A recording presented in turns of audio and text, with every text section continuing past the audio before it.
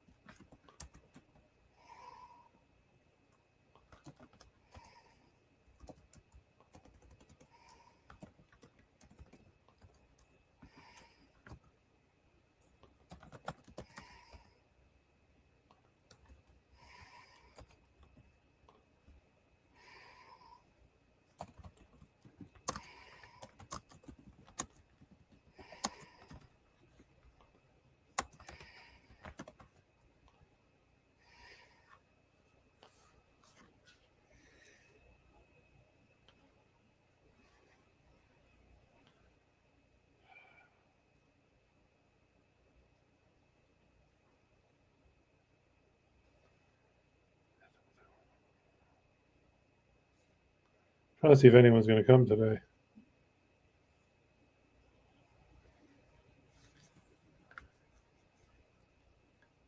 All right, we're 10 minutes in. No one's here, so I'm just going to go ahead with the training.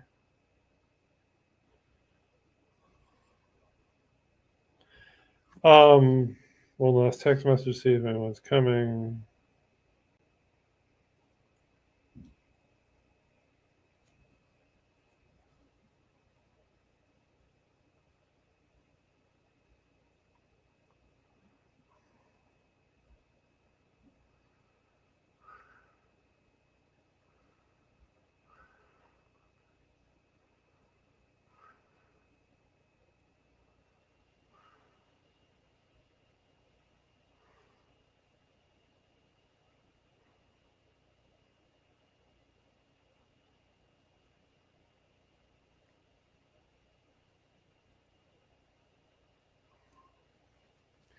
Okay, so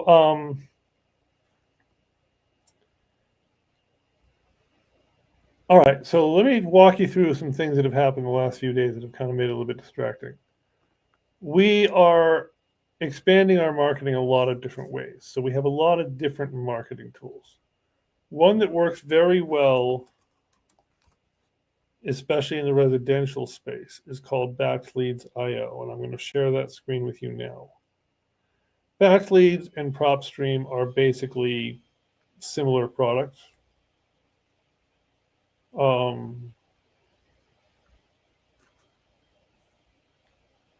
And this is batch leads. I can give you the login for it. It always does this to me, so I have to go here and I have to go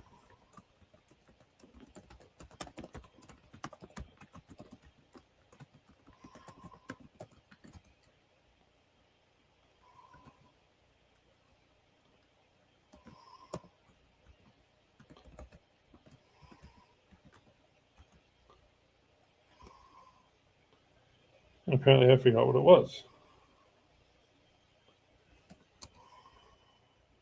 Okay. So Chad's Nair is on it, so this might not let me kick him off, but effectively you can do everything you can do in prop stream here. Nair is actively using it, so I won't jump in and push him off. We also have prop stream. For those of you who are licensed, we also have, or you have, not we, you have the Scranton board.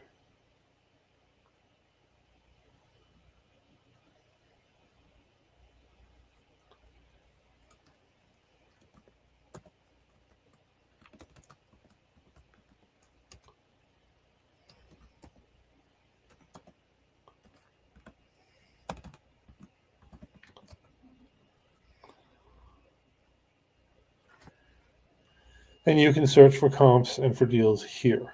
We discussed on a previous show how to use expired listings. That was last week's training for those of you who are keeping up with our trainings. And I do encourage you to do this, guys. I mean, it's great that I'm doing this. It's great that we're recording them. They're on the YouTube channel that I sent you last week. If you don't have it, please let me know. But if you don't come to me for training and you don't listen to the trainings, how can we get you further along? But there's a new kind of way that we're doing wholesale agreements, which require those, because most wholesales require you to be licensed. And those are using net listing agreements. And effectively, the way net listing agreements work. So you research the properties here. Like today, I got a call from Isaiah, a guy who used to work with us. And he's now an agent with a different brokerage firm. And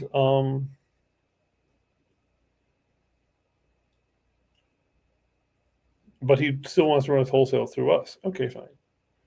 And he called up and he's like, tell me about what my property, in this particular case, he owns it, would look like on a wholesale.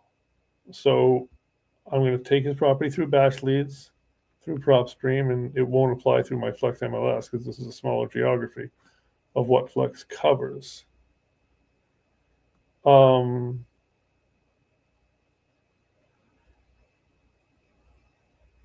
And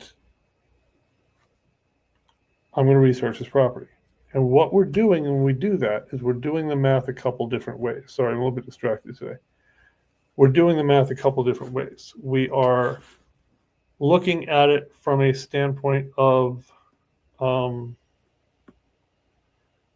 what the property would be worth when it's finished. And this is where everyone kind of messes up the game.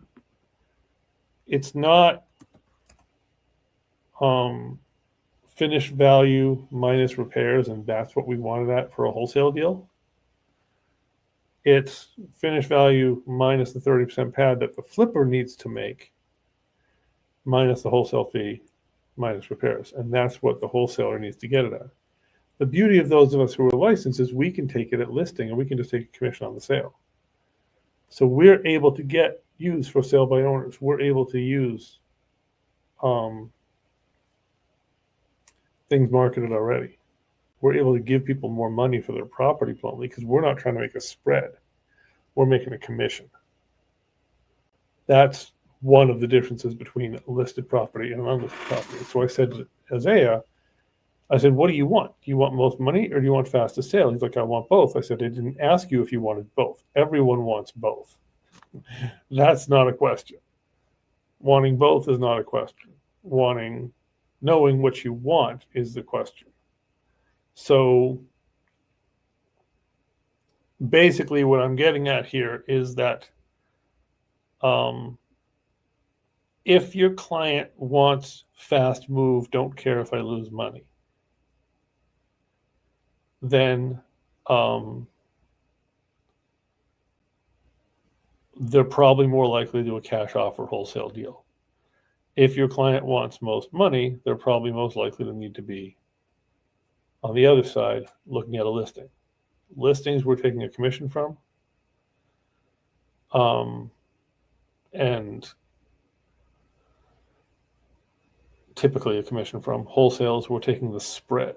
Now there's one middle ground on that. It's called a net listing contract.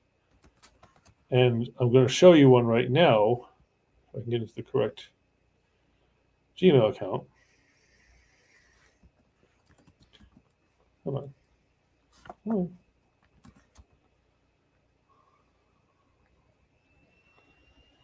So this is a net listing agreement. The main difference in a net listing, we don't use SB 1173 wholesale contracts anymore for one reason. Wholesale contracts under SB 1173 are cancelable. The seller has the right to cancel the deal, change their mind at any time. With a net listing agreement, they don't have the right to change their mind.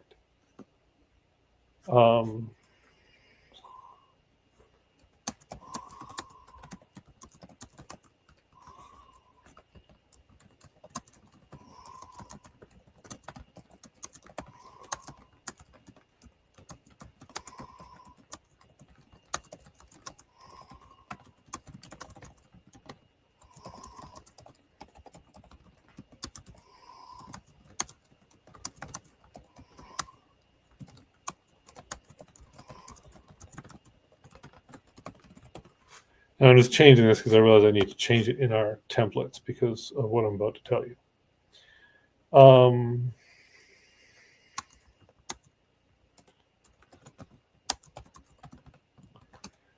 So this contract says that our spread on the deal, the seller agrees to accept a net price minus liens and commissions.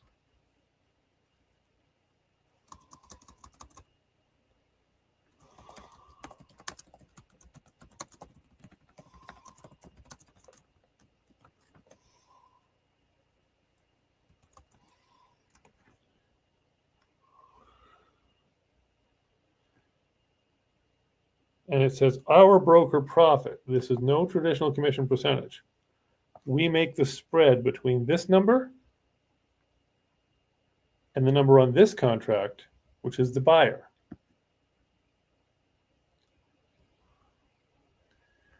So in the case of this particular property, it's a little more complicated, but it's $83,000 to $100,000. So we're making the spread of $17,000. Or actually not, because we have a slightly different deal with this particular seller, but a net listing agreement is still a brokerage agreement. We still have to give them consumer notices and everything else. And I'm just going to review the buyer side of this agreement with you. The seller side is quite standard, except the broker profit section is called out differently.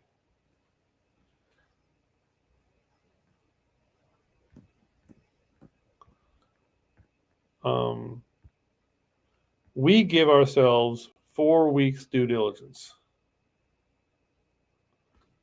in our agreement with the seller. 4 weeks effectively to find a buyer. We don't use net listings on traditional MLS listings because it seems unfair to tie their property up for 6 months and expect a huge sacrifice in price. They're coming to us for a sacrifice in price, therefore we're only on 4 weeks. The buyer, by the time they get this agreement here, has already decided to buy the house. They've seen it, it's done, it's over. So they don't get any time. The only thing the buyer gets, and just again, comparing the contracts, it's a $200 deposit that we give or that we put up against for the seller. It's a $4,000, which, by the way, in a net listing agreement, we're putting up a deposit. A regular listing agreement, we're not. So there's risk in a net listing agreement. We have to make more because there's more risk. The buyer puts up $2,000, $3,000, $4,000, $5,000. They put up a number, a bigger, much bigger number. And that deposit will come mostly to us if the deal falls apart, because all we owe the seller is $1,000.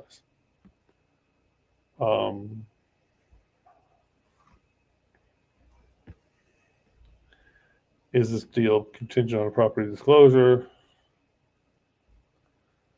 Closing and settlement within 30 days. Again, we've given ourselves 4 weeks in due diligence plus title. Here, it's straight 4 weeks. And I'm just going to read through this with you carefully from the top. So property address, buyer's names, and this is one of the tricks that you got to make sure is if it's an LLC, who are the owners? In this case, Tom didn't immediately tell us that Janice was involved in the company.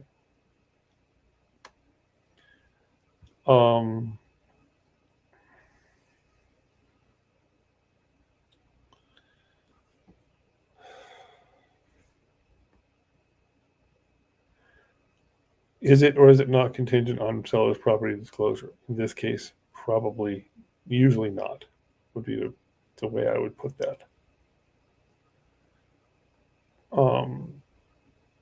Property is not vacant. That's also different than the Pennsylvania Association of Realtors contracts.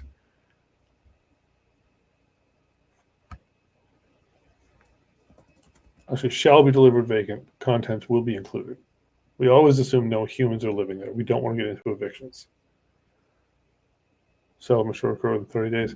So this is walking the buyer through a contract where if the buyer defaults, this is what happens. If the seller defaults, this is what happens.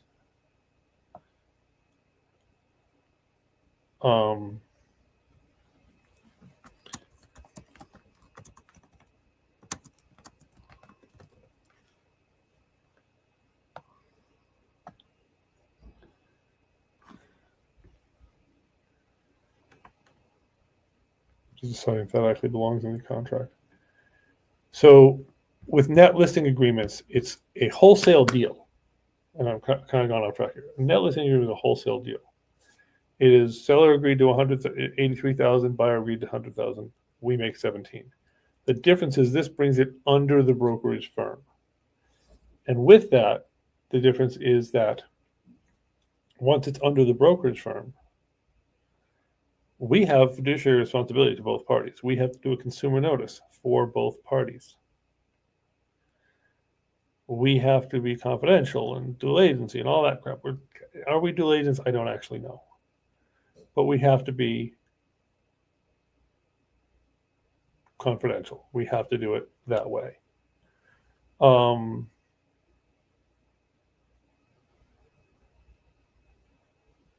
And which means we have to treat it as if we're their agents. Even though we're making a spread, we still are their agents. So when you're dealing with a wholesale deal under a net listing agreement, the brokerage firm is fully invested. The only advantage to a net listing agreement is that they can't escape the contract. The disadvantage is everything that would normally go through the transaction MLS process, what we'll consider the listing process, happens here. Consumer notice, everything else. Along with a fee agreement, which is not normal in the assignment world, where one party or the other acknowledges what our fee is. Because the title company has to get instructions from one side or the other to utilize the funds in this way. So it's a little different, but it does provide us a lot more capability. Now, here's the reason. This isn't the cause of going to net listing, but this is what happens. We went to net listing agreements for wholesales because 2 deals back to back, we had the seller change their mind days before closing for a completely unrelated and stupid reason.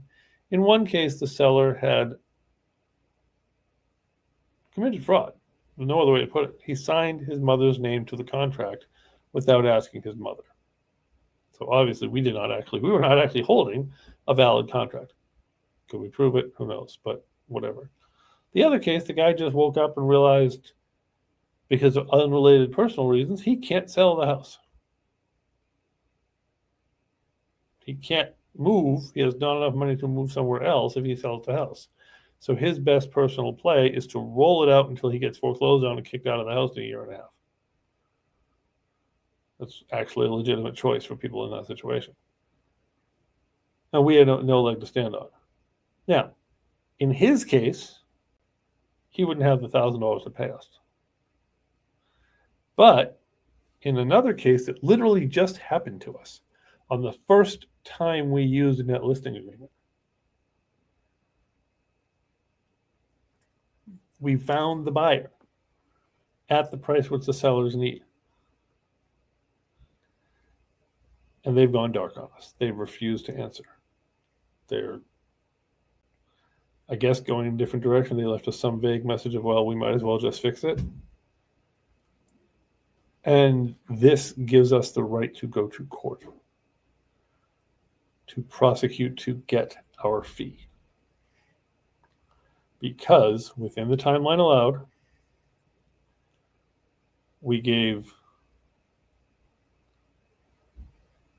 them a buyer's contract to sign that met the terms they requested, actually exceeded the terms they requested, within the amount of time we had the contract. To put real numbers on it, August 28th, we signed the contract. September 20th, we signed with the new buyer. Just under the line of 4 weeks, September 23rd, today was 4 weeks. They've decided not to sell. In the licensing world,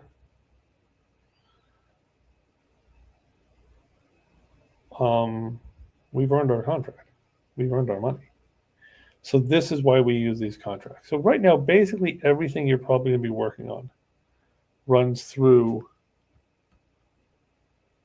the brokerage firm. You work on commercial, you work on land, perhaps not. But everything else runs through the brokerage firm. So I'm headed up today to meet with a self-storage facility. So I will cut this short for today. Hopefully we can all regroup later. Feel free to reach out to me, 570-798-7051. The one thing I'm going to do here and now is I'm going to review the contract currently going out to this net listing buyer on this other deal. By the way, one thing that net listing also does is it puts you in the brokerage world of, if you're doing highest and best, you have to follow the same rules. So we right now have two buyers who are competing to get this one property. And they're both being a little bit of a challenge. So I had to rewrite their contract. This is one where Tom forgot to tell us his girlfriend is half the LLC. $100,000 purchase price, $4,000 deposit. Buyer shall pay the remaining purchase price, transfer tax, not contingent on seller disclosure as is, where is.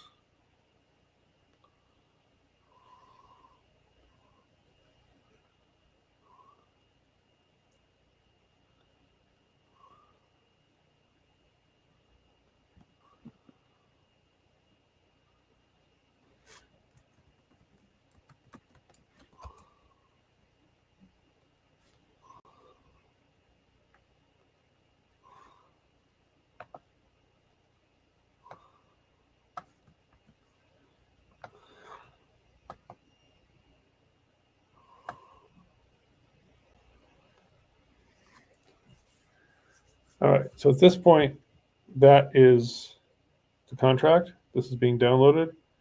We're going into our signing software, which for this project is BunnyDoc. We are opening, no, we're not. We're uploading Atherholt, and we're also uploading Consumer Notice.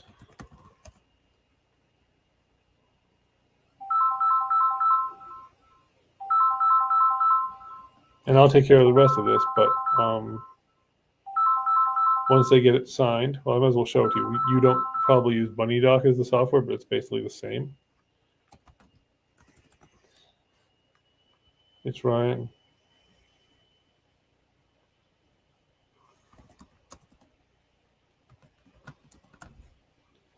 I already did a Bunny Doc with Tom, so I'm going to look up what Tom's email is in the old Bunny Doc.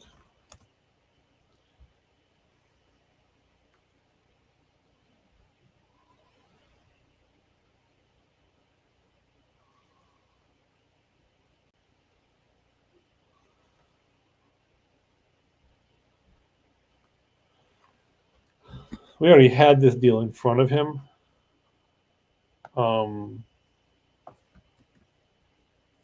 Yesterday, and then he discovered his girlfriend needed to be involved with something, so we're making this change yet again. So I can copy and paste Tom in here.